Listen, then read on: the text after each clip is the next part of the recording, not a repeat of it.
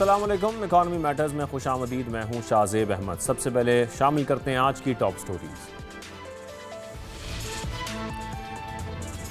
Petroleum मसनूआत की कीमतों का यौमिया तयन। डीजल 5 रुपये 71 पैसे फी लीटर महंगा, नई कीमत 360 रुपये 6 पैसे फी लीटर मुकर्रर। पेट्रोल मामूली सस्ता हुआ, फी लीटर कीमत में 35 पैसे की कमी की गई, नई कीमत 315 रुपये 80 पैसे फी लीटर हो गई है।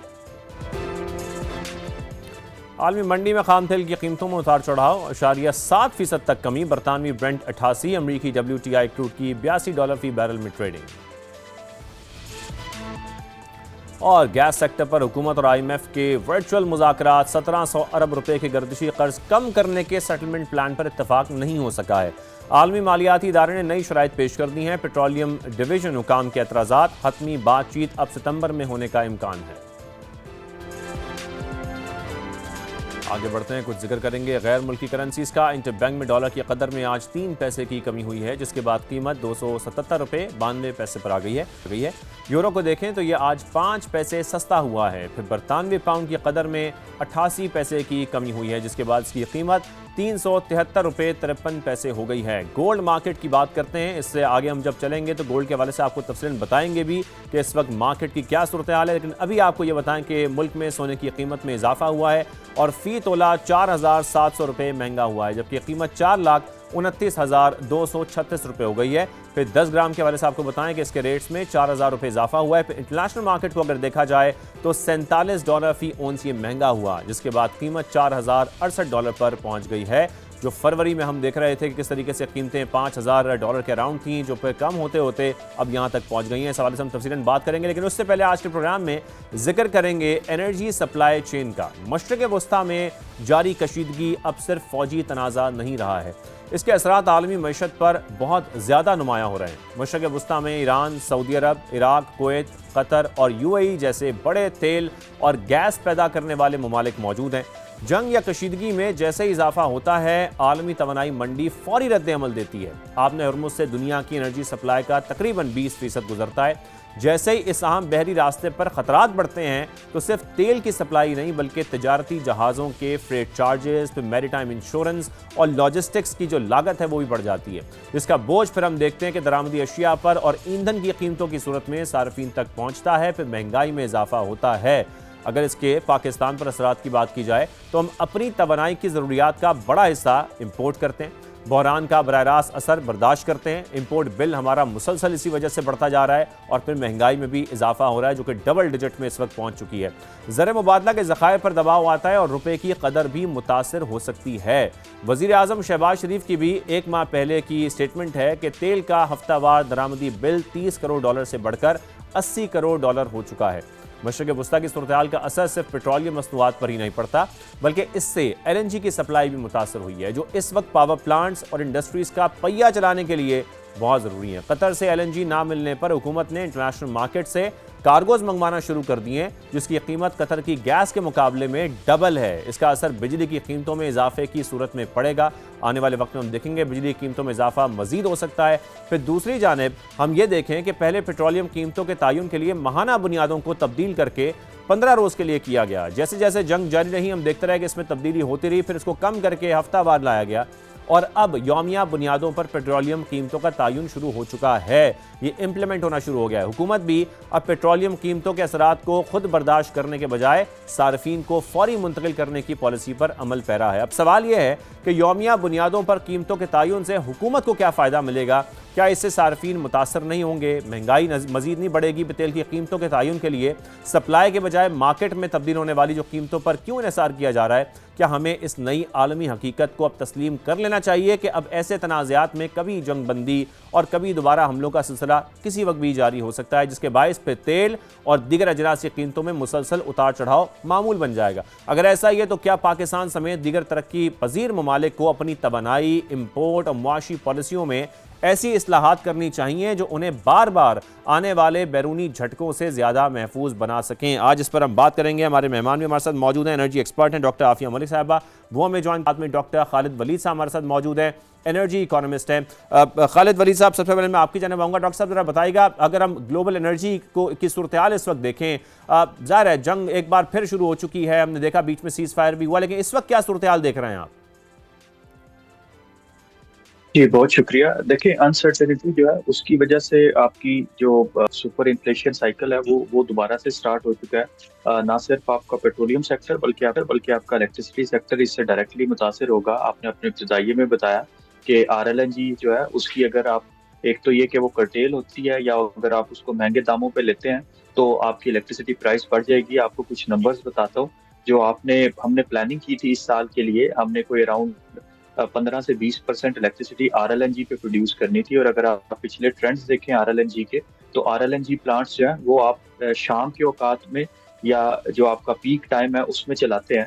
अगर आरएलएनजी अवेलेबल नहीं होगी या अगर महंगे दामों में अवेलेबल होगी तो आपको या तो पीक आवर्स में लोड शेडिंग करनी पड़ेगी या आपको महंगी बिजली प्रोड्यूस करनी पड़ेगी।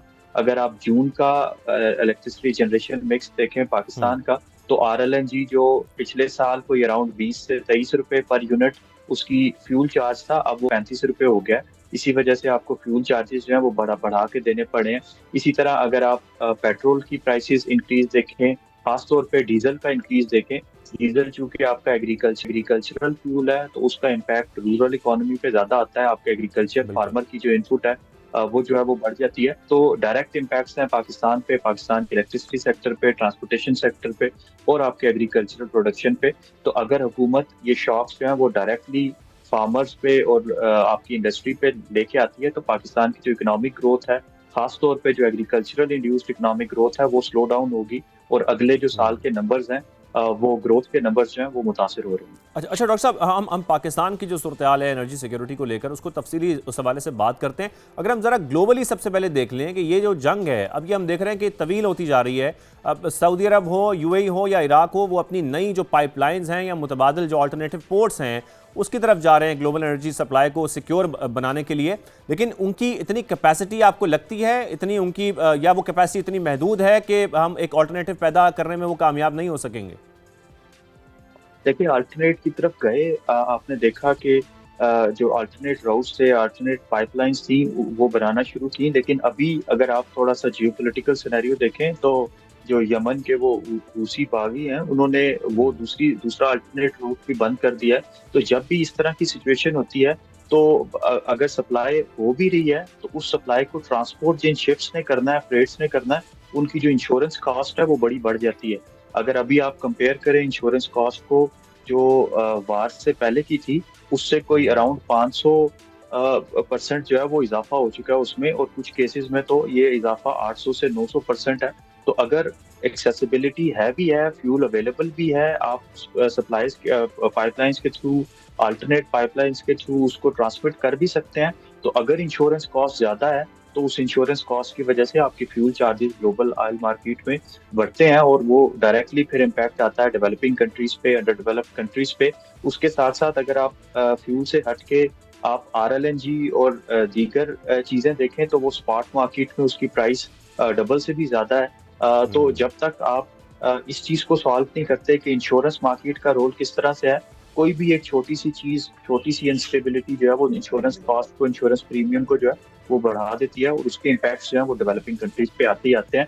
जब तक एक long term peace agreement sign नहीं हो जाता और उसको दोनों फरीकैन जो है वो लेटर एंड स्पिरिट में जो है वो इम्प्लीमेंट नहीं करते, तब तक ये इंश्योरेंस कॉस्ट जो है ये टॉल लेती रहेगी और जो प्राइसेस हैं ग्लोबल ऑयल प्राइसेस वो बढ़ती ही जाएंगी। बिल्कुल सही डॉक्टर हाफिज साहब, मैं आपकी जानना चाहूँगा, जैसा कि डॉक्टर साहब फरमा भी रहे हैं, ये बात बिल्कुल दुरुस्त है कि जब तक ये इंस्टेबिलिटी रहेगी, जब तक हम ये देखते रहेंगे कि इंश्योरेंस कॉस्ट ज़्यादा रहेगी और उसकी वजह से हम किसी किस्म की स्टेबिलिटी या प्राइसेस को नीचे आता नहीं देखेंगे आने वाले वक्त में।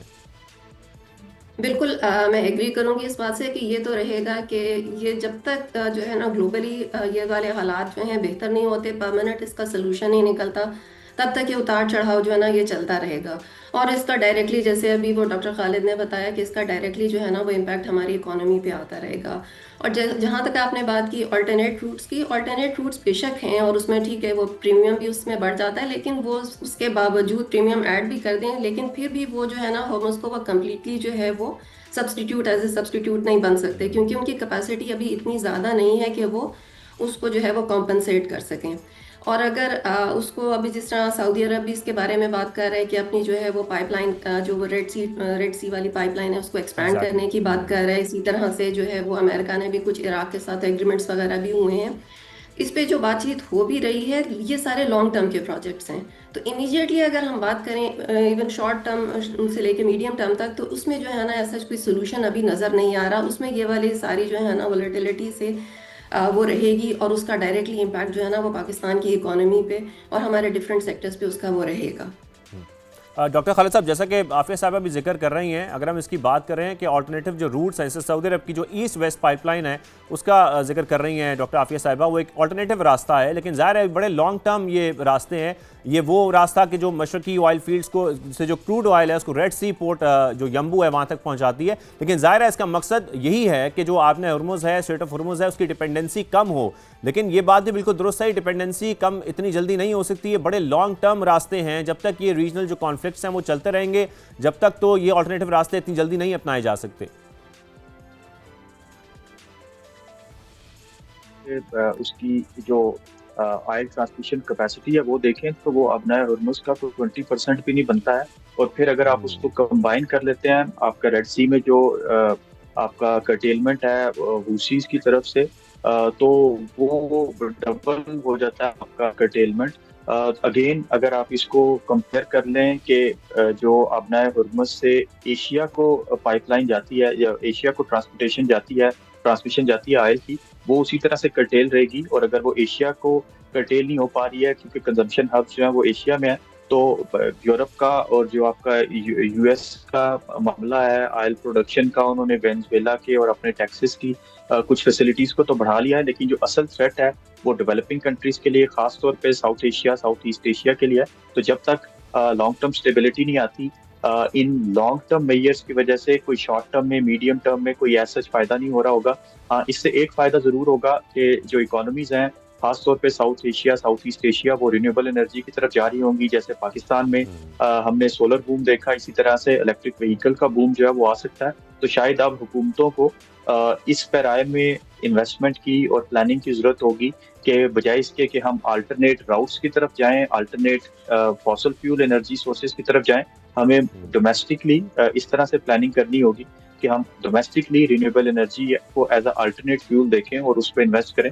तो शायद एक वो जामे पॉलिसी होगी पाकिस्तान के लिए और डेवलपिंग कंट्रीज के लिए। बिल्कुल सही डॉक्टर आफिस साहब, जैसा कि डॉक्टर साहब भी फरमा रहे हैं, ज़ाहिर है हमें ऑल्टरनेटिव जो ज़ाहिर ज़राए हैं वो तो देखे जा रहे हैं सब दुनिया में, लेकिन जो रिन्यूएबल एनर्जी है उसकी तरफ जाना होगा। और ये हमें मान लेना चाहिए कि अब ये जो कीमतों का उतार चढ़ाव वो चलता रहेगा जब तक ये इंस्टेबिलिटी है।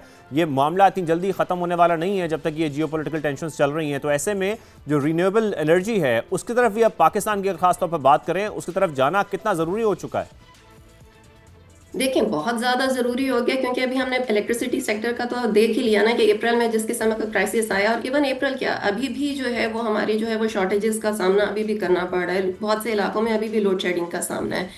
और एक तो ये कि वो शॉर्टेजेस भी हैं, दूसरा ये है कि कॉस्ट मैनेजमेंट के मद में भी जो है ना वो गवर्नमेंट के डायरेक्टली जाहिर है, अभी जैसे बात भी हुई कि RLNG इस वक्त बहुत ज़्यादा, हमने अभी जो रिसेंटली जुलाई में जो कार्गो जो है प्रोक्योर किया है वो $20 पर MMBTU के रेट से किया है। तो उसका जब डायरेक्टली हमारा इलेक्ट्रिसिटी बिल्स पे जब आएगा इसका इम्पैक्ट, तो वो मोर देन ₹50 पर यूनिट पर जा सकता है उसका। तो इन सारी चीज़ों को देखते हुए हमारे पास जो वाहिद ऑप्शन बचती है ना वो रिन्यूएबल्स भी बचती है। रिन्यूएबल्स का हमारे पास सोलर का बूम ऑलरेडी आ चुका हुआ है। अब इस वक्त गवर्नमेंट को चाहिए प्लानिंग करे कि हमारा जो सोलर जिसने अभी हमें कुशन भी प्रोवाइड किया in the non peak hours, तो पीक आवर्स के लिए अब वो स्टोरेज की तरफ जाएं और अपने ग्रिड की जो है ना मॉडर्नाइजेशन की तरफ जाएं, क्योंकि सोलर ऑलरेडी आ चुका है। अब इन्वेस्टमेंट की ज़रूरत है स्टोरेज में, ताकि जो फ्लेक्सिबिलिटी है उसको इम्प्रूव किया जा सके। तो मैं इस बात से बिल्कुल एग्री करती हूँ कि हमें रिन्यूएबल्स की तरफ जाना है, लेकिन साथ ही साथ हमें थोड़ा सा जो है ना एकदम से हमारी जो हम अगर ये कहें कि हमारी सारी जो है वो इम्पोर्ट डिपेंडेंसी ख़त्म हो जाएगी रिन्यूएबल्स की तरफ जाने से, वो नहीं होगा। हमें अपनी जो रिफाइनरीज है ना उनको भी जितना जल्दी हो सके वो ठीक है, हम उस प्रोसेस तो हमने स्टार्ट कर दिया है कि उनको जो इंसेंटिव्स देने थे वो दे दिए, लेकिन अब उसको स्टार्ट हो जाना चाहिए। हमें रिफाइनरीज को अपग्रेड हो जाना चाहिए ताकि हमारी जो पेट्रोलियम प्रोडक्ट्स की जो है ना डिपेंडेंसी वो ख़त्म हो जाए। ठीक है, और ये पेट्रोलियम कीमतों में जो यौमिया अब इसका तयन किया जाएगा, इस फैसले को आप कैसे देखती हैं हुकूमत के? देखें, इसमें दो तीन चीज़ें, एक तो सबसे बड़ा जो इस वक्त नज़र आ रहा है ना वो एक जो होर्डिंग स्टार्ट हो गई थी उसको शायद ख़त्म करने के लिए गवर्नमेंट ने महसूस किया कि इसको फ़ौरन इमीडिएटली जो है ना इम्प्लीमेंट किया जाए। देखिए, डीरेगुलेट तो हो जाना चाहिए मार्केट्स को, क्योंकि और लेकिन इसके साथ ही साथ डीरेगुलेट होने का मकसद होता है कि ट्रांसपेरेंसी भी आए, मार्केट डेवलप होनी चाहिए। लेकिन ये वाला जो टाइम है ना इस वक्त, इसका डायरेक्टली एकदम इमीडिएटली जो इम्पैक्ट आएगा ना, क्योंकि हमारी इकोनॉमी ऑलरेडी सफ़र कर रही है, तो ये वाला टाइम शायद इस वक्त मुनासिब नहीं था। लेकिन जो ये वाला अमल करना, ये ज़रूरी है कि हमें डीरेगुलेशन की तरफ जाना है। लेकिन टाइम थोड़ा सा जो है ना वो ऐसा लग रहा है कि ऑलरेडी जब इस वक्त स्ट्रेस में हो इकोनॉमी, तो उसमें मजीद उसकी वजह से जो है ना वो स्ट्रेस बढ़ जाएगा। तो इस इन चीज़ों सही। को थोड़ा सा गवर्नमेंट को देख लेना चाहिए था कि अभी जो ये वाला टाइम पीरियड गुजार के उसके बाद फिर डीरेगुलेशन की तरफ जाते हैं। ठीक है, डॉक्टर खालिद साहब, आपकी क्या राय है इस पर कि क्या ये डीरेगुलेशन का एक अच्छा उसके टाइमिंग्स थे जिस वक्त ये हुकूमत ने फैसला लिया है कि रोजाना की बुनियाद पर तयन होगा और पास ऑन की जाएगी कीमत, जो भी इंटरनेशनली हम देख रहे होंगे कि बढ़ रही है? जी, मैं एग्री करूंगा आपके साहब से कि जी जी खालिद साहब। डॉक्टर हाफिज साहब, मैं वापस आपकी तरफ आऊंगा। अभी रिसेंटली एक और डेवलपमेंट भी है, इसमें मैं आपसे बात करना चाहता हूं। हम देख रहे हैं कि जो हुकूमत के और IMF के वर्चुअल मुज़ाकरात हो रहे थे, उसमें जब सर्कुलर डेट कम करने की बात हुई है तो उसके सेटलमेंट प्लान पर तब इत्तेफाक नहीं हो सका है। और ज़ाहिर है आलमी जो मालियाती इदारा है IMF है, उसने कुछ नई शराइत भी सामने रख दी हैं। इसको आप कैसे देख रही हैं? ये इत्तेफाक होना कितना ज़रूरी था और इसका क्या इम्पैक्ट आ सकता है आने वाले वक्त में फिर? देखिए, इसका इम्पैक्ट जो आएगा ना वो तो यही होगा कि प्राइसेस फिर से ऊपर जाएंगे, या प्राइसेस ऊपर जाएंगे, या जो हम जो सरचार्ज हमारा ऑलरेडी टैरिफ में है ना उसको मजीद बढ़ा दिया जाएगा। और वो आप अभी देख रहे हैं कि ऑलरेडी कंज्यूमर इस वक्त जो है ना वो बहुत ज़्यादा पिस रहा है, सिर्फ पेट्रोल की वजह से नहीं, और जो फ्यूल कॉस्ट एडजस्टमेंट भी ऊपर की तरफ जा रही है क्योंकि ये RLNG वगैरह की प्राइसेस की वजह से। तो इम्पैक्ट जो आना है ना उसका वो आएगा डायरेक्टली हमारा टैरिफ पे। और IMF के साथ इसका जो है ना वो गवर्नमेंट को ही करना पड़ेगा। और उनकी बात बिल्कुल ठीक है, क्योंकि सर्कुलर डेट जो उनका जो टारगेट था ना वो 1.6 ट्रिलियन रुपीस का था। लेकिन अब इस वक्त जो हम देख रहे हैं कि बजाय बावजूद इसके कि हमने जो है बैंकों से लोन लेके इतना ज़्यादा कर्जा जो है वो मुख्तलिफ पेमेंट्स भी कर दी, 1.8 ट्रिलियन तक जा चुका है इस वक्त सर्कुलर डेट। तो वो उसको अब कंपनसेट करने के लिए जो इम्पैक्ट आना है ना वो डायरेक्टली फिर कंज्यूमर पर ही आना है, क्योंकि सिंपलेस्ट तरीका यही होता है कि कंज्यूमर पे बर्डन डाल दिया जाए और उसका टैरिफ बढ़ा दिया जाए, या डायरेक्टली टैरिफ में इनका इंक्रीज होगा, उसका बेस टैरिफ बढ़ेगा, या फिर ये कि वो सरचार्ज जो है उसको बढ़ा दिया जाएगा ताकि उसमें उनकी पेमेंट्स को जो है उसमें कमी लाई जा सके, एरियर्स को ठीक है। कम किया जा सके। और इन असरात में हम ये भी देख रहे हैं डॉक्टर हाफिज साहबा कि पाकिस्तान में जो इन्फ्लेशन है वो डबल डिजिट में पहुंच गई है, और ज़ाहिर है जब तक ये टेंशन चलती रहेंगी तो हमारी मईशत के लिए मसाइल रहेंगे, इन्फ्लेशन बढ़ती रहेगी। इस वक्त ओवरऑल जो हमारी मईशत है उसमें आप उसकी क्या डायरेक्शन देख रही हैं? क्या ज़ाहिर है इसका जो ग्लोबल इम्पैक्ट है वो तो आता रहेगा, लेकिन हुकूमत की जानिब से जो इस्लाहात अगर कोई की जानी चाहिए वो क्या होनी चाहिए, या हुकूमत की जो डायरेक्शन है वो इस वक्त ठीक है? सॉरी, बिल्कुल देखें, हुकूमत की डायरेक्शन इस वक्त क्या है, मुझे तो थोड़ा सा यहाँ पे भी इख्तलाफ है कि इस वक्त हम इन्फ्लेशन, आपने खुद ही अभी बता दिया कि डबल डिजिट में जा रहा है। इस वक्त हमें ज़रूरत है अपनी इकोनॉमी को रिजिलियंट करने के लिए, और इकोनॉमी रिजिलियंट तब होती है जब उसमें ग्रोथ होती है। जब इतने ज़्यादा प्रेशर्स हों, स्ट्रेस फैक्टर्स हों, तो उसमें ग्रोथ नामुमकिन है। दूसरी चीज़ ये है कि हमें जो इस वक्त रिफॉर्म्स की ज़रूरत है वो रिफॉर्म्स अभी तक हो नहीं रहे हैं। तो जब तक रिफॉर्म्स नहीं होंगे और दूसरी तरफ से हमारे पास ग्लोबल प्रेशर की वजह से हमारी इन्फ्लेशनरी ट्रेंड भी रहेगा, ऊपर की तरफ रहेगा, तो हम इकोनॉमी सही डायरेक्शन में जा नहीं सकती, और हम ग्रोथ की तरफ जो है ना हम नहीं जा सकते। तो वो उस सेंस में जो है ना मेरा नहीं ख्याल कि हम अभी सही डायरेक्शन में इस वक्त हम जा रहे हैं, क्योंकि कोई भी मामला जो है वो सही होता हुआ अभी फिलहाल नजर नहीं। बिल्कुल सही। डॉक्टर खालिद साहब भी हमारे साथ मौजूद हैं, उनसे भी हम एक कमेंट इस पर ले लेते हैं। डॉक्टर खालिद साहब, जैसा कि हम ओवरऑल देख रहे हैं कि पाकिस्तान में इन्फ्लेशन बढ़ती जा रही है, ज़ाहिर है एक इम्पैक्ट आ रहा है जो इस वक्त हम ये टेंशन US और ईरान की देख रहे हैं, लेकिन ऐसे में हुकूमत की डायरेक्शन एनर्जी सिक्योरिटी के लिए ख़ास तौर पर क्या होनी चाहिए? अपने मुल्क को ज़ाहिर हमने इससे बचाना है, हमें किस स्ट्रैटेजी की तरफ जाना चाहिए? जी देखिए, एक इंटीग्रेटेड प्लान होना चाहिए। इंटीग्रेटेड प्लानिंग का मतलब है कि आप जो है वो पेट्रोलियम डिवीजन, पावर डिवीजन और आपकी जो इकोनॉमिक उसकी गवर्नेंस है वो एक एक तरह से होनी चाहिए, जिसका मुझे फुकदान लग रहा है। मैं बिल्कुल एग्री करूंगा आपकी साहबा से कि शायद डायरेक्शन का फुकदान है। एक साइड पे हम बात कर रहे हैं कि हमें एक सुपर पावर बनना, हमें इकोनॉमिक पावर बनना है, और दूसरी साइड पे हम जो है वो कंज्यूमर्स पे डायरेक्ट बोझ डालते जा रहे हैं। एक फैक्टर जिसको शायद निगलेक्ट नहीं करना चाहिए, चूंकि आपकी जो जंग है वो मिडल ईस्ट में तवील हो गई है, उस कॉन्फ्लिक्ट की वजह से आपका जो रेमिटेंसेज है वो कम होंगे, और रेमिटेंसेज जब कम होते हैं और एक साइड पे आपका एनर्जी प्राइस बड़ा ज्यादा है, तो उसका डायरेक्ट इम्पैक्ट जो है वो आपकी इकोनॉमी पे आएगा। और अगर एक साइड पे डीजल प्राइस बहुत ज्यादा और फार्मर का इनपुट जो है कॉस्ट है वो बढ़ता जाएगा, तो उससे जो आपके फूड सिक्योरिटी के मसाइल हैं वो बढ़ते जाएंगे, आपकी एक्सपोर्ट्स कम हो सकती हैं, आपका जो जीडीपी ग्रोथ का नंबर है वो कम होगा अगले साल के लिए। तो इसके लिए हुकूमत को थोड़ा सा कुशन जो है वो लेके आना चाहिए, और खासतौर पे आईएमएफ के साथ निगोशिएट करना है कि किस तरीके से पेट्रोलियम लेवी का जो पैसा है उसको रिसाइकल किया जा सकता है फॉर दोज जो डिस्प्रोपोर्शनेटली इम्पैक्ट हो रहे हैं फ्यूल प्राइसेस की वजह से। उसके बाद क्लाइमेट सपोर्ट लेवी है जो पिछले साल पिछले बजट में 2.5 रुपए पर लीटर थी, अब वो 5 रुपए पर लीटर हो गई है। तो उसको भी किस तरीके से रिसाइकल किया जा सकता है for the betterment of the citizens, और किस तरीके से उसको इन्वेस्ट किया जा सकता है इलेक्ट्रिक व्हीकल्स पे, किस तरीके से उसको इन्वेस्ट किया जा सकता है रिन्यूएबल एनर्जी पे, खासतौर पे इसलिए कि पाकिस्तान अपना जो इम्पोर्ट सब्स्टिट्यूशन है वो कर सके और अपने इंडिजिनस रिसोर्सेज के साथ जो है वो अर्न कर सके। एक और चीज जिसको जहन में रखना होगा वो ये कि किस तरीके से पाकिस्तान अपना जो इलेक्ट्रिसिटी जनरेशन मिक्स है उसको ठीक कर सकता है, पर्टिकुलरली आपके जो महंगे पावर प्लांट्स हैं आरएलएनजी और इंपोर्टेड कोल के, उनको रीपर्पस किया जाए towards battery energy storage systems. वो शायद एक अच्छा इनिशिएटिव हो सकता है। तो शायद पाकिस्तान एक बड़ी अच्छी पोजीशन में है इस जियोपॉलिटिकल क्राइसिस को यूज करते हुए चाइना के साथ निगोशिएट किया जा सकता है कि जो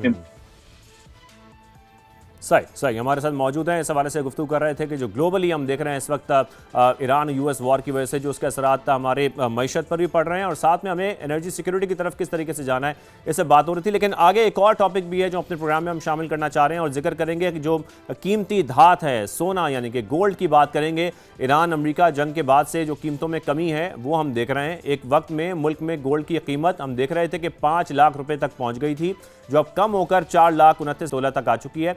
जब जंग का आगाज हुआ तो सोचा जा रहा था कि सोना शायद मजीद महंगा होगा, क्योंकि ऐसे हालात में गोल्ड को सरमायाकारी के लिए एक सेफ हेवन समझा जाता है। और माहिरीन के मुताबिक अमेरिकी डॉलर की जो मजबूती है उससे भी गोल्ड में इन्वेस्टमेंट का रुझान कम हुआ है। लेकिन हमने देखा कि मुसलसल जनवरी से लेकर आहिस्ता आहिस्ता कीमतें कम हुई। यूरोपीय ममालिक ने अपने अखराजात पूरे करने के लिए ये गोल्ड रिजर्व्स को सेल किया, फिर जिससे भी हमने देखा कीमतें नीचे आईं। यह भी कहा जाता है कि गोल्ड से पैसा निकलकर ऑयल ट्रेडिंग में गया, जो इन्वेस्टर्स के लिए एक ज़्यादा मुनाफा बख्श साबित हुआ। अब जब अमेरिका ईरान में दोबारा झड़पें शुरू हो चुकी हैं तो दूसरी जानब हम ये भी देख रहे हैं कि पाकिस्तान समेत जो सालिस ममालिक हैं वो भी जंगबंदी के लिए एक्टिव हुए हैं। तो ये देखना पड़ेगा कि गोल्ड का मुस्तकबिल अब क्या होगा, क्या ये मजीद नीचे आएगा या एक बार फिर गोल्ड को एक सेफ हेवन समझकर इसमें इन्वेस्टमेंट शुरू हो जाएगी। Imran Khan Tessori, chairman of Pakistan James jewellers traders, हमारे साथ मौजूद हैं। इमरान साहब बहुत शुक्रिया हमें वक्त देने के लिए। इमरान साहब, जिस तरीके से गोल्ड मार्केट को खासतौर पर देखा जाए, जनवरी में गोल्ड $5,000 फी औंस से भी ऊपर था, और जब ईरान यूएस वॉर शुरू हुई तो हमने देखा कि गोल्ड नीचे आता गया और मुसलसल नीचे आता गया। यानी इस कॉन्फ्लिक्ट से ज्यादा कोई और फैक्टर्स हैं जो मार्केट को ज्यादा इफेक्ट करते हैं, ऐसा ही है? जी, बिस्मिल्लाहिर्रहमानिर्रहीम। शाहजेब, मैं यहाँ पे थोड़ा सा आपको बताना चाहूंगा, अगर पिछले साल को ले और आपने जैसे कहा कि गोल्ड को जो है वो सेफ जो है वो कहा जाता है, उसमें कोई दो राय बिल्कुल नहीं है। पिछले साल 2025 में अगर आप देखें तो गोल्ड ने जो है दुनिया में 75% जो है ओवरऑल दुनिया में इस कमोडिटी ने जो है वो प्रॉफिट दिया है, जो किसी सेक्टर ने नहीं दिया। इस साल के स्टार्टिंग होते ही बहुत सारी परसेप्शन थी, और जैसा कि लोग समझ रहे थे कि इंडिया ईरान और अमेरिका की वॉर के दौरान जो है गोल्ड जो है वो बहुत जो है वो शूटअप हो जाएगा, पर बरक्स उसके बिल्कुल डिफरेंट रहा और मार्केट ने उस तरीके से स्टैंड नहीं लिया जिस तरीके से उसकी एक्सपेक्टेशन जो है वो की जा रही थी। लोगों की ये था कि गोल्ड जो है वो $6,000 पर आउंस जो है उसको भी क्रॉस कर जाएगा, पर गोल्ड जो है उसके बरक्स जो है वो बैक आता रहा, और आज हम जो है वो अराउंड कोई $4,030 पर आउंस के दरमियान बैठे हैं। उसकी जो सबसे बड़ी वजह मैं इस वक्त जो समझ रहा हूँ, जो सारे फैक्टर्स में सबसे इम्पोर्टेंट चीज़ है, वो अमेरिका में जो फेडरल बैंक है उनकी जो शरह सूद है वो उन्होंने पिछले 2 महीनों में जो है वो 3% से जो है वो बढ़ा के कोई 5 या 6% जो है वो बढ़ा दी गई है, जिसकी वजह से जो है वो जो फंड्स है, जो इन्वेस्टर है, क्योंकि देखिए गोल्ड जो है वो आपको इंटरेस्ट नहीं देता, बट ये कि इंटरेस्ट जो है वो जब वहाँ पे लोगों ने जो इन्वेस्टर है उनको जो है वो रेगुलर बेसिस पे जब इंटरेस्ट मिल रहा है, बॉन्ड्स में वो लोग इन्वेस्टमेंट कर रहे हैं, मनी मार्केट में इन्वेस्टमेंट कर रहे हैं, जिससे मैं समझता हूँ कि गोल्ड को ऊपर जाने से जो है वो रोका हुआ है। सही। और इमरान साहब, ये जो ज़ाहिर इजाफा, जैसे कि आपने भी जिक्र किया, इंटरेस्ट रेट का भी एक बड़ा फैक्टर है, लेकिन ये जो हम इजाफा होता देखते हैं, कम होता देखते हैं, हकीकी मानों में ये गोल्ड की वैल्यू में जो इजाफे है, इसके पीछे इंटरनेशनल करेंसीज की कमजोरी भी है, जो हम इस वक्त रिसेंटली इन टाइम्स में देख रहे हैं। जी बिल्कुल, आप सही कह रहे हैं कि वो इंटरनेशनली जो इस वक्त जियोपॉलिटिकल सिचुएशन दुनिया में चल रही है, जो हालात चल रहे हैं, पर उसके बावजूद भी आप देखें जो दुनिया के बड़े सेंट्रल बैंक हैं उन्होंने अपनी गोल्ड की बाइंग बंद नहीं की है। सर फहरिस्त जो है, अगर आप कह लें तो चाइना एक बहुत बड़ा जो है गोल्ड की बाइंग पहले दिन से उन टनों के हिसाब से जो है वो बाइंग चल रही है। उसके बाद जो है आप इंडिया को आप ले लें, आप जो है वो डिफरेंट ममालिक्स को जितने भी आप लेंगे, उनकी जो है सेंट्रल बैंक की बाइंग बिल्कुल बंद नहीं हुई है। तो इसका देखिए, जैसा कि आपने कहा कि गोल्ड का आने वाला वक्त, कई लोग सवाल करते हैं कि मार्केट ने नीचे जाना है या ऊपर जाना है। इमरान साहब, अभी सेंट्रल बैंक की बाइंग में कमी जरूर आई है, ऐसा आपको लगता है? मुझे नहीं लगता, क्योंकि मैं चाइना को अगर मेन एज अ प्लेयर देखता हूं तो सेंट्रल पहले दिन से even at the time of the war जो है उनकी परचेजिंग में कोई भी रुकावट नहीं आई है। उनकी परचेजिंग रेगुलर बेसिस पे जो है वो जारी है। इमरान साहब हमारे साथ रहिए, एक ब्रेक शामिल करते हैं, वापस आते हैं, हमारे दीगर मेहमान मौजूद हैं, गुफ्तगू आगे करते हैं।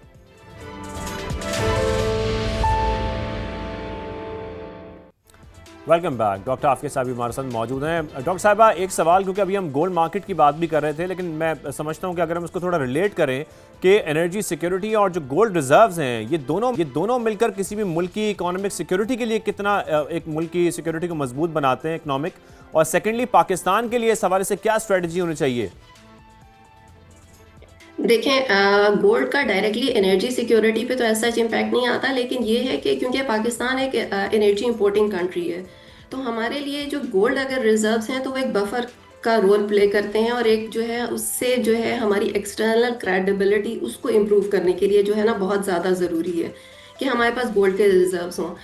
तो उससे यानी इनडायरेक्टली आपको पता है कि जब हमें अगर इंपोर्ट करनी है तो उसके लिए हमारे पे फ्यूल कॉस्ट वगैरह अगर बढ़ रही हैं, तो अगर ग्लोबल क्राइसिस है तो उसमें अगर गोल्ड के रिजर्व्स हैं तो उसकी वजह से हमारी जो इंटरनल जो एक्सटर्नली यानी हमारी क्रेडिबिलिटी भी बढ़ेगी, उससे हमें जो है सपोर्ट मिलेगी ताकि हम अपने जो है मजीद कर सकें, और जो फाइनेंशियल जो शॉक्स है ना उसको वो सॉर्ट ऑफ जो है ना एक उसको प्रोटेक्शन मिलेगी। तो यानी आप उसको ये कह सकते हैं कि एक बफर के तौर पे जो है ना गोल्ड के रिजर्व्स जो हैं वो काम करते हैं फॉर इकोनॉमीज लाइक पाकिस्तान जो कि इंपोर्ट डिपेंडेंट हों। बिल्कुल सही। इमरान साहब, कुछ बड़ी इकोनॉमीज के जो सेंट्रल बैंक्स हैं उनको हमने देखा वो गोल्ड खरीदते रहे, फिर लोग भी गोल्ड के पीछे भागते रहे। पिछले कुछ माह की अगर हम बात करें, ये क्या चलता रहा गोल्ड मार्केट में? अगर पिछले कुछ माह की हम मार्केट को देखें, और जो स्टेबिलिटी है गोल्ड मार्केट में, वो हम कब देखेंगे आने वाले वक्त में? देखिए जी, जैसा कि अभी आपने कहा कि गोल्ड रिजर्व की भी आपने बात की, I would like to add something to it. मैं समझता हूँ पाकिस्तान को भी अपने रिजर्व के बारे में एक पॉलिसी को चेंज करना चाहिए, और हमें भी अपने गोल्ड में जो है रिजर्व्स बढ़ाने चाहिए। तो इस पे गवर्नमेंट को चाहिए कि इस पे कोई पॉलिसी बनाए। दुनिया में आप देखें कि central banks gold heavy quantity के अंदर बाय कर रहे हैं, उससे जो है आपकी क्रेडिबिलिटी और दूसरी कई चीज़ों में जो है वो बहुत ही बेहतरीन साबित होती है। अभी जैसे आपने कहा कि आने वाले वक्त में क्या लगता है गोल्ड से रिलेटेड के प्राइस की आपने बात करी, तो मैं आपको ये भी बताता चलूँ कि जैसे जेपी मॉर्गन ने अभी रिसेंटली प्रेडिक्शन की है कि गोल्ड जो है एंड ऑफ दिसंबर तक जो है वो $6,000 पर आउंस को जो है वो क्रॉस कर सकता है। तो अब ये all totally depend on the geopolitical situation कि क्या हालात रहते हैं इराक और ये ईरान और अमेरिका की वॉर कहाँ पे पहुंचती है, उसका इम्पैक्ट पाकिस्तान पे क्या पड़ता है, हमारी लोकल मार्केट पे गोल्ड की पे क्या असर पड़ता है, क्योंकि जो भी इंटरनेशनल रेट होंगे उसका पाकिस्तान पे डेफिनेटली डायरेक्टली पड़ता है इसका। देखो इमरान साहब, आपकी इस बात के बाद मुझे लगता है कि पाकिस्तान की मार्केट में भी हम देखेंगे कि अब तेज़ी जो है उसमें आ जाएगी गोल्ड खरीदने में। पाकिस्तान की मार्केट को अगर देखा जाए, जैसा कि आप बता रहे हैं, अगर इंटरनेशनली ये $6,000 को टच कर सकता है, तो ज़ाहिर है फिर हम पाकिस्तान में भी देखेंगे कि आने वाले वक्त में गोल्ड की प्राइसेस काफ़ी ऊपर जा सकती हैं। जी बिल्कुल, पाकिस्तान में आपने देखा कि पिछले दिनों कुछ महीने पहले जो है हम 5 लाख से भी ऊपर मार्केट जा चुकी थी, उसके बाद रिवर्स मारा। तो अभी फॉर द टाइम बीइंग मैं कोई इतना बड़ी करेक्शन नहीं देख रहा, कोई इतना बड़ा ना डिक्लाइन देख रहा हूँ, ना कोई इतनी बड़ी जंप देख रहा हूँ। It all depend on the geopolitical situation, क्या हालात रहते हैं। अगर आने वाले दिनों में ईरान और अमेरिका की कोई सेटलमेंट हो जाता है, कोई चीज़ बेहतरी की तरफ चली जाती है, तो इसका इम्पैक्ट जो है आपको पता है कि ऑयल पे, एनर्जी पे, गोल्ड पे, सब चीज़ों पे जो है वो पड़ेगा। बिल्कुल सही। लेकिन ये अगर गोल्ड प्राइस की जब हम खासतौर पर बात कर रहे हैं, इसका तयन किस तरीके से हो रहा है? ज़ाहिर है इस वक्त इंटरनेशनल फैक्टर्स बहुत सारे इसमें शामिल हैं, लेकिन पाकिस्तान में भी जब हम उतार चढ़ाव देख रहे हैं तो इसके पीछे सिर्फ एक ही फैक्टर है जिस वक्त हम देखते हैं, या कुछ दीगर फैक्टर्स भी हैं जिसकी बुनियाद पर ये फैसला होता है कि इस गोल्ड प्राइस अब कितनी ऊपर जाने वाली है? देखिए, ये गोल्ड की प्राइसेस डिमांड एंड सप्लाई से रिलेटेड होती है, और जैसे आपने प्रोग्राम के स्टार्टिंग में कहा था कि gold is a safe haven, तो दुनिया में जब हालात बिगड़ते हैं, एक गैर हालात पैदा होते हैं, वॉर की सिचुएशन होती है, तो लोगों का कॉन्फिडेंस जो है वो गोल्ड और इस तरह के मेटल पे जाता है, और उसी से तयन किया जाता है। जब मार्केट में बहुत ज़्यादा डिमांड होती है तो गोल्ड की प्राइसेस जो है डेफिनेटली वो हर चीज़ की तरह जो है वो ऊपर की तरफ चले जाती है। तो अभी फिलहाल सिचुएशन थोड़ी सी बरक्स थी, क्योंकि जैसे मैंने भी आपको पहले भी बताया कि अमेरिका में जो शरह सूद है वो काफ़ी बढ़ा दिया गया है, जिसने जो है गोल्ड की प्राइसेस को जो है ऊपर आने से अभी एक रोका हुआ है फॉर द टाइम बिंग। लेकिन जब हम इन्फ्लेशन रेट देखते हैं, इंटरेस्ट रेट देखते हैं, या सेंट्रल बैंक्स की बाइंग देखते हैं, ज़ाहिर है इन सारे फैक्टर्स का भी आप भी जिक्र कर रहे थे, ये सब असरअंदाज भी होती हैं गोल्ड की जो प्राइस है उसके तयन के लिए। जी बिल्कुल बिल्कुल असरअंदाज होती है। एक चीज मैं और ऐड अप करना चाहूंगा, आने वाले दिनों में आपने ये भी एक प्रेडिक्शन है, और ये ट्रम्प एडमिनिस्ट्रेशन ने अमेरिका में एक बहुत बड़ा जो उनके गोल्ड रिजर्व है उसका एक ऑडिट भी अनाउंस किया है, तो वो भी देखा जाएगा, और उसमें बताया जा रहा है कि पता नहीं कितने ट्रॉय ऑफ ट्रिलियन गोल्ड की जो है वो वहाँ पे होना चाहिए। अगर वहाँ पे वो गोल्ड उतना ही मौजूद है, और अगर मौजूद नहीं है तो वो बड़ी खतरे की घंटी है जिसका इम्पैक्ट मार्केट पे पड़ सकता है, और जो कि वो आने वाले दिनों में होने जा रहा है, वहाँ पे एक ऑडिट जो है बड़ा। लेकिन बड़े रिस्क इस वक्त क्या हो सकते हैं अगर कोई भी गोल्ड में इन्वेस्ट करना चाहता है इस वक्त? तो देखिए, गोल्ड में अगर शॉर्ट टर्म इन्वेस्टमेंट के लिए लोग आना चाहते हैं तो मैं समझता हूँ उनको बड़े एहतियात के साथ जो है मार्केट को देखना पड़ेगा, मार्केट को एवेल्युएट करना पड़ेगा, किस तरीके से मार्केट जो है वो प्रिडिक्ट कर रही है। अगर वो समझते हैं कि शॉर्ट टर्म में आते ही गोल्ड की प्राइस कोई दिनों में या हफ्तों में कोई बहुत बड़ा जंप अगर वो लेने के चांस के चक्कर में, तो मुझे ऐसा कुछ नजर नहीं आ रहा आने वाले दिनों में, अनटिल कोई बहुत बड़ी जियोपॉलिटिकल सिचुएशन, कोई वॉर डिफरेंट लेवल पे चले जाए, उस सूरत हाल के पे कुछ नहीं कहा जा सकता। लेकिन अगर हम लॉन्ग टर्म में देखें तो मार्केट ट्रेंड्स को ऐसा ही देखा जाता है कि उसकी कीमत ने मुसलसल बढ़ना ही है। उसमें अगर हम एक करेक्शन देखते हैं या कमी आती है, लेकिन उसके बाद हम फिर कुछ अरसे के बाद देखते हैं कि गोल्ड की प्राइसेस शूट कर जाती हैं। तो इस आने वाले साल में, खासतौर पर 2026 के आखिर तक, आप गोल्ड प्राइसेस की सूरत हाल क्या देख रहे हैं? मेरी अपने पर्सनल ओपिनियन में मैंने कहा कि मुझे गोल्ड जो है ऊपर जाते हुए ही दिख रहा है, और अगर पिछले 10 साल का आप गूगल से अगर डेटा उठा के भी देखेंगे तो कहीं पे भी आपको बड़ा कोई डिक्लाइन नहीं दिखेगा। गोल्ड के अंदर आप देखेंगे कि गोल्ड का चार्ट जो है आपको ऊपर की तरफ ही दिखेगा, और आने वाले दिनों में मुझे भी कुछ चीज़ें गोल्ड जो है वो $4,500 से $5,000 पर आउंस के दरमियान में दिख रहा है। आने वाले 2-3 महीने की जो सिचुएशन हम देख रहे हैं, जो हालात देख रहे हैं, अगेन इट विल डिपेंड क्या सिचुएशन रहती है। और सिल्वर पे एक कमेंट कीजिएगा, फिर हम इसको क्लोज करें। जी, सिल्वर पे देखें, जैसे कि पहले भी हम बात कर चुके हैं कि सिल्वर का यूज सिर्फ ज्वेलरी या इस इंडस्ट्री से नहीं है, इसका एक अपना इंडस्ट्रियल यूसेज भी है, और सिल्वर अभी फिलहाल पिछले दिनों काफ़ी ऊपर गई, लोगों ने उसको अंदर इन्वेस्टमेंट भी की, लोगों ने उसमें पैसे भी कमाए, पर लोगों ने पैसे गंवाए भी, क्योंकि जिस तरीके से सिल्वर ऊपर गई थी उसके हिसाब से सिल्वर नीचे भी आई है। पर आने वाले दिनों में अगर चीज़ें बेहतर रहती हैं तो मैं सिल्वर को फिर स्टेबल देख रहा हूँ, और मैं देख रहा हूँ कि आने वाले दिनों में सिल्वर भी ऊपर की तरफ जाएगी। ठीक है, सिल्वर मार्केट भी देखे जा सकती है कि ऊपर जाएगी। इमरान खान साहब, बहुत शुक्रिया, आपने कीमती वक्त दिया। डॉक्टर आफिया मलिक साहब भी हमारे साथ मौजूद थी, डॉक्टर खालिद साहब भी हमें ज्वाइन कर चुके थे। आप सबका बेहद शुक्रिया। शो का वक्त खत्म होता है, इजाज़त दीजिए, अल्लाह हाफ़िज़।